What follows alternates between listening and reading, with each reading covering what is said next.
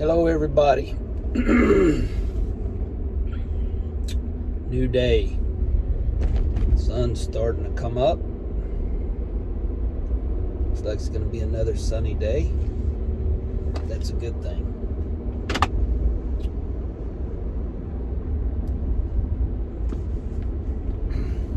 Keep it out of my eyes, I guess, is a good idea. Reading this morning, 1 Samuel chapter 30. David, King David. This was actually before he was king. But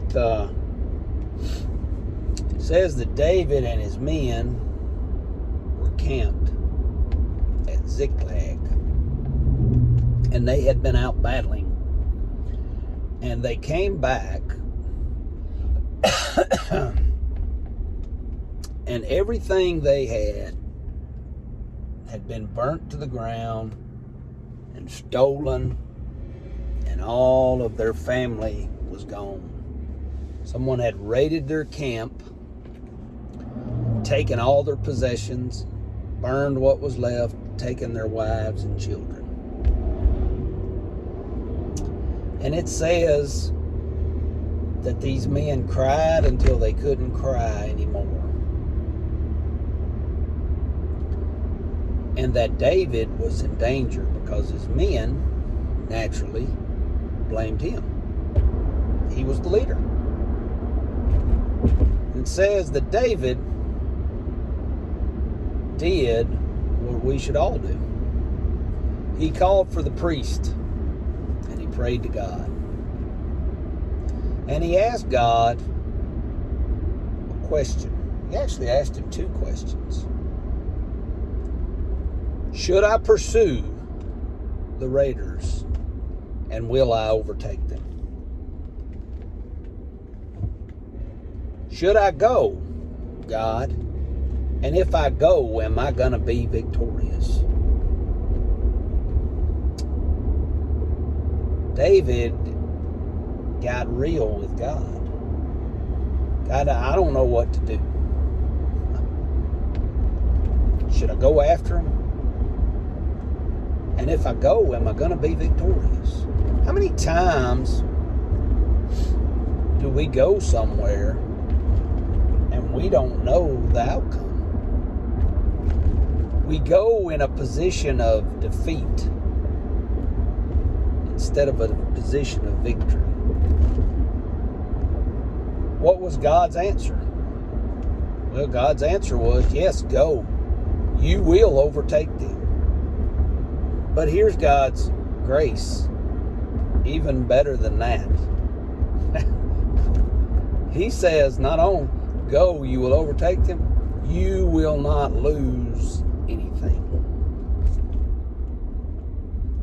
What a promise that is. You will not lose anything. And when God says you will not lose anything, that means anything. You know, they're not even going to drop a gold coin along their path. If they took some of your food, they will not have eaten it yet. You will not lose anything. That's God's promise. You know, and David handled the big question.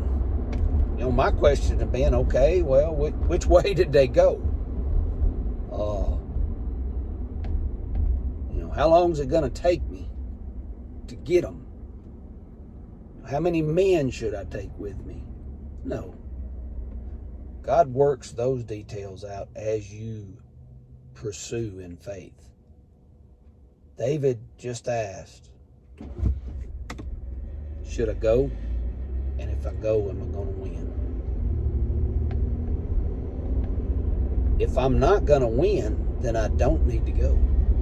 If we don't have the purpose of being victorious for God's kingdom when we go somewhere, then just don't go. Just stay where you're at. go with an attitude of defeat.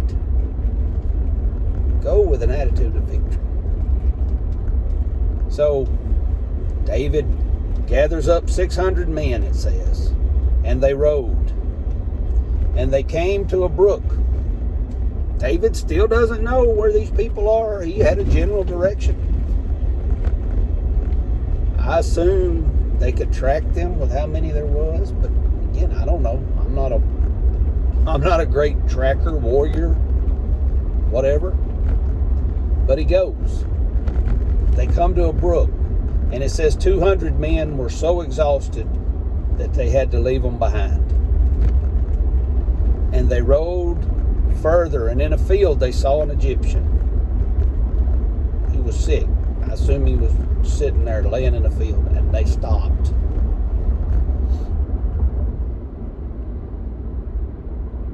And they could see that this man was exhausted, so they gave him something to eat. They gave him something to drink. He was starving. And then they asked him, who did he belong to? And he said, well, I'm a slave of the Amalekites, and we just came back from burning a village in Ziklag. And David said, well, can you take me to your masters? And the Egyptian said, yes, as long as you promise that you won't kill me. And he did. Now, the important thing to remember here, David stopped to help this man. He didn't have any intentions of getting information from him. David was a man after God's own heart. And what does God do? He stops and helps people that are in trouble. What does God's man do? He stops and helps people that are in trouble. Even in the midst of his own trouble. David had problems of his own. But he stopped to help this Egyptian man. That's the other part. The Egyptian man. Not the Jewish man. He wasn't like David and his men. He was an Egyptian. I think that's very important to remember also. He didn't look like David and his men. But he stopped and he helped him. Even though he had his own troubles. He didn't let his own troubles overwhelm him. Why was that? It's simple in my mind, and it is simple to sit here and talk about. David had a promise from God. You're going to pursue, you're going to catch them, and you're not going to lose anything. I think David remembered that promise. Even along the journey, when the 200 men fell aside, David didn't say, well, we're not going to have enough. Maybe we should all stay and rest. No, David remembered God's promise. God promised me that we were going to catch them, and God promised me that we were going to be victorious. And furthermore, I didn't even ask for it, but he also promised I'm not going to lose anything. Anything. So David thought, I think, you know what? This guy needs help. Let's help him. I'm not worried about where we're going or when we're going to get there. God's already promised me victory. So he helps this Egyptian man. And what does he get? He gets information. He gets God's faithfulness. Because David was faithful and he believed God. And he didn't let his troubles overwhelm him. God said, I'm going to give you another tidbit here. This guy can take you exactly where the captors are. That's the way our walk with God is. It's supposed to be that way. We don't have all the information up front. David didn't wait to get all the information before he pursued, and he went. God said, go. God said, I'm going to be victorious. Let's go. Where are we going? I don't know yet. God will provide that along the way. And God did. So it says they got to the camp. They charged the camp. And they fought all through the night and all the next day. And recovered everything that they had taken from them, plus plunder that they had taken from other places. God's grace. God's mercy was, I'm going to give you back what they took away. But you know what? I'm going to shower my grace on top of that. I'm going to let you have all this other stuff too. Isn't our God amazing? First of all, I don't deserve mercy, but he gives it to me. And then he gives me grace on top of that.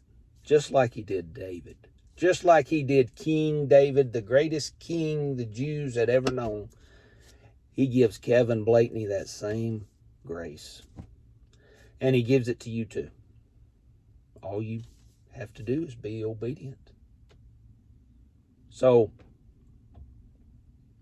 my prayer is that today and every day, that you will listen, that when you have a question of God, that you'll ask it, number one, and be real with him. That's the other thing. David was real with him. Do I need to go? And if I go, am I going to win? We think we need some King James version of a, well, oh, powerful God, thy God of heaven, should thou goest in that direction to pursueth thy enemy. No, God. David said, hey, should I go? And if I go, am I going to win? And then when he got the answer, here's the key for you and me. When he got the answer, he believed it wholeheartedly. Not half-heartedly, he believed it. He believed it so much that he stopped to help other people in the midst of his trouble, even though his whole family had been captured by the enemy. He said, God's already promised me victory. And at the end, we see God's promises always the truth.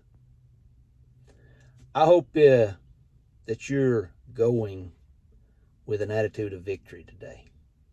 If you've asked God and God has promised you victory, then live that out. We all have that if we are Christians. Victory is ours. Read, if you're not one of those that likes to read the end of the book first, go ahead, you can today. I'm giving you permission.